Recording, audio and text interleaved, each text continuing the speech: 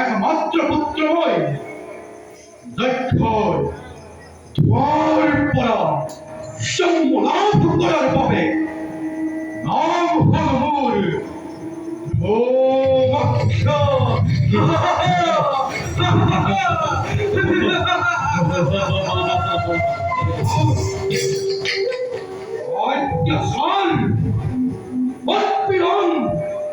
মোর জীবনের মহাযন্ত্র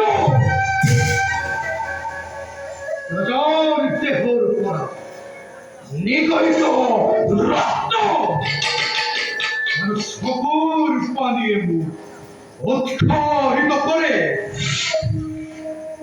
সেনাপতি ওরা দেখ রাজার উপর ঐক্যসার করা বলিয়া তখন প্রতীকী আমি প্রদুমাই ওরা মুক্ত করি রাজার হাতলতে মেরে দিয়া ওই আনন্দিত ভাব বিস্ময় ওই উৎফুল্লিত ভাব বিস্ময়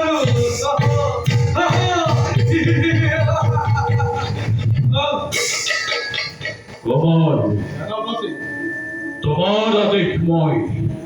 রাত আদেশ বলি আখরে আখরে পালন করি আসিছ কিন্তু কিন্তু ভাল করে ভাবিছ তোমার অত্যাচার উৎপীড়ন লোয়াচুরে জীবনের মহামন্ত করি ধ্বংস হব দেখ ধ্বংস হব কুল ধ্বংস হব তুমি নিজেই কুমার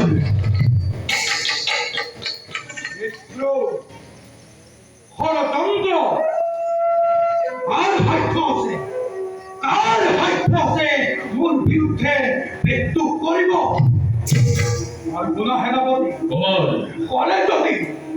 করে যদি মোর বিরুদ্ধে কোনোবাই মৃত্যু আচরণ নারী হোক কিংবা যুবক হোক কিংবা ইন্দ্রই হোক কাকুমাই নকরি ক্ষমা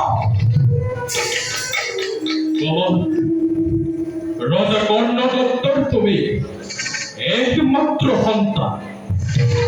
তুমি তোমার উপর এই রাজ্য নির্ভর করেছে রাজার অভিমতে তুমি এই রাজ্য শাসন করিব লাগিব গতিকে কুমার লোৱা তুমি ধৰ্মদৰ্শই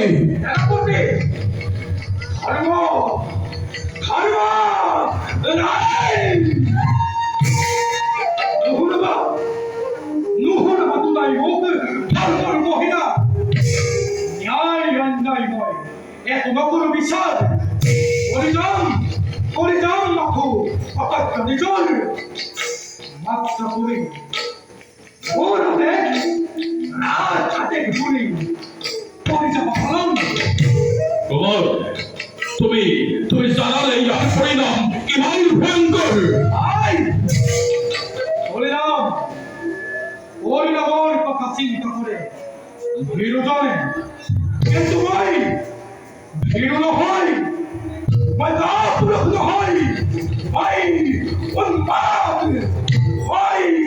আতঙ্ক ভাই আতঙ্ক।